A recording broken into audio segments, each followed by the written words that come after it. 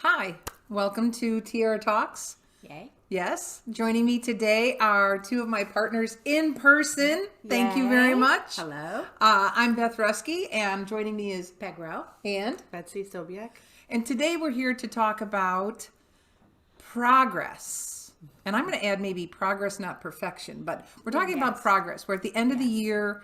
We could be fixated right now on all the things we have to get done to be finished or complete or accomplished. Right. And instead, we're going to talk about how to actually focus on progress. So, progress. I'm going to throw that out there to anyone who wants to take the mic. What do we want to stress? What's the one thing when you hear progress that you want to make sure people give themselves space for? I would say that we all have made progress, whether we're aware of it or not. And because our mind is so used to problem solving, a lot of times it fixates on what hasn't been done or what's been left undone. So to really orient ourselves to what have I accomplished, what am I proud of, where has something gotten done, is very nourishing, it's refueling, and it's honest. Because if you only look Yeah. at what's not been completed or the Right. gap, you actually don't Right. have a realistic view of what's happening around you. I love the word progress because it suggests forward motion. Even if it's not a lot, even if it's just a baby step, it suggests, oh, there's something moving forward. So if I stopped and paused and think about progress, it actually has me very intentionally consider, where have I moved things forward? Where am I making progress? Yeah.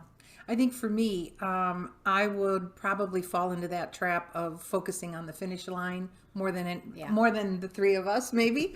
And I forget to remind myself of the progress. And there's so much momentum that can be juiced inside of Yes. recognizing the progress. And I think that's where my creativity comes from too, because it's inside of something that I can then start to see about what's next. Right. But if I'm not focused, if I'm not really allowing that sense of progress or that feeling of accomplishment along the way, if I'm only focused on that end Yeah. result, then I'm kind of really squishing it, diminishing it. Well, and there is for me also that idea that when we pause to consider, what's occurred so far, what have I accomplished so far, I am very much likely to forget the things I've accomplished because I get focused on what there is yet to get done. And sometimes it's like, oh, I did do a lot. I did. Oh, wow. And we're not done yet, but hey, like this is actually, we're getting somewhere. And that is very much of a driver for me. That creates momentum for me. Yeah. Where have each of you created progress this year? I think where I've created progress this year is in the programs that we've been doing and keeping the momentum going with those, with our participants, and really feeling like coming out of the last couple of years that we were actually moving forward towards people being able to do what they want with their lives again and being able to operate more in that place of inspiration than just that sort of like, how do I get from one day to the next? Yeah, and Peg, that you're saying that, I think for me, one of the things is that I didn't recognize it as progress prior to the last couple of years, and depending on when you're watching this video, we are living in a pandemic still, and we're a couple of years into it. But we were creative with some of the ways that we delivered our platform and our programs, and so being able to actually see that we were ready for the pandemic. Yeah. Not that we were ready for a pandemic, but we were ready to actually make a jump to a more virtual space and to not lose touch with the intentionality of our programs, the content, or our participants.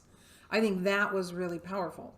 I would answer that on a personal level this year, and I think for me, progress is balance. I think I think my entire adult life I've struggled to maintain or to get balance. And I know even at some point in our careers, we've said we're not using that word balance anymore because all we want to talk about is integration. Like, how are you living your life fully?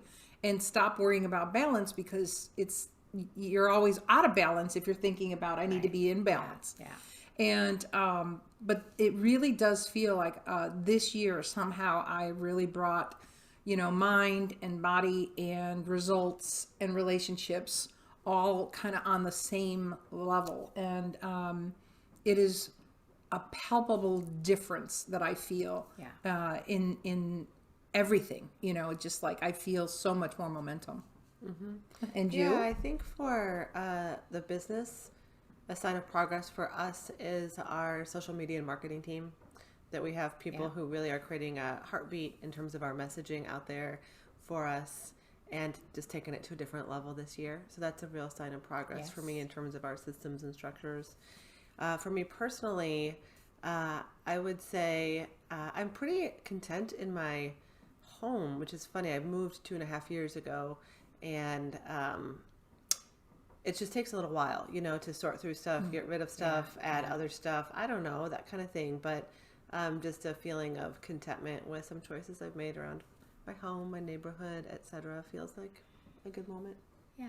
I think on a personal level, what I can say for this year is, as the pandemic hit last year, my husband had been traveling to LA every single week. And so his wings were clipped right away, which was literally and figuratively, which was fine. But I feel like this year we really got into a rhythm. You know, it was never hard for us to be in the same place working together, but this year was like we really established a really solid rhythm for how we get things done, you know, how we get things accomplished. That is very easy. It feels very easy. Yeah, that's great. Yeah. So let's talk about advice. What would we recommend for people who are watching this video to help them actually focus on progress? Is there any tips or anything that, you know, you've used for yourself or that we recommend? I'm trying to think about our Tiara tools. I know we've talked about the cycle of productivity a few times. Right. That's one where we definitely want to harness the momentum of recognizing progress and being complete, even if you're not 100% done. Right. So that whole cycle of productivity, which if you go to tiararesourcecircle.com, you will find the tool I'm referring to there. So any else? Yeah, I think another place to go would be to look at the 1, 2, 3 process as a way of pausing and then just doing a very quick scan of what's been working, what have I accomplished, is there anything I haven't accomplished? And then what have I learned from that? That little process, even as short as it is, can have me pause and have you pause to, you know, take stock and then be able to decide what to do next. I do love that 1, 2, 3 process. Yeah. I love the name. I love the very important name. The 1, 2, 3. The significance. Yeah. I think it's just simple as at the end of the day or the end of the week, just noting for yourself, what have I done? What have I accomplished? What feels like progress? And not putting it off, making it a practice. Yeah. And if you can do it in conversation with others, like if you have dinner with other people or breakfast or have a start of the week, end of the week with others, and just only say that question. I know even with some teams that we've worked with, more than anything, if you just have a standing meeting and the first 10 minutes is rounds of what have we accomplished, where have we made progress, what's gone well, and don't even get into the problem solving, it can really, really make a difference in terms of having that balanced view of what's working along with the different things that need to be resolved. And it makes a huge energetic difference. Yeah, It is huge. I mean, it's palpable. This must be my word today, palpable. It's just a word. It's just a noticeable change in the room when people focus on the progress. Right. The last thing I would say is that everyone has their own signs when they need to stop and do this. So for me, if I'm losing my sense of humor, if I'm feeling resentful of someone else, if I think my burden somehow feels heavier, for me to just stop and say, okay, wait a minute, like where have I made progress? What am I receiving? What's going well? Where am I proud? Taking a break and rebalancing is really important. Yes, absolutely. Do you notice anything for you? I think more and more it's just, as Betsy suggested, is like the habit, making it the habit. And the same thing, if I start to feel that sense of overwhelm, like, whew, a lot of spinning plates here, what's going on? That's always a good opportunity for me to just hit the pause button, stop for a moment, take it all in. This is a moment in time. It's not forever. And go from there. Yeah, I think for me, one of the things that helps me remember that is kind of like my own version of the mind sweep, you know, and just kind of like getting things down I'm such a fan of big Post-it notes where, it's just a matter of, okay, just getting it out of my head so that I can actually be present. Right. It really makes a big difference.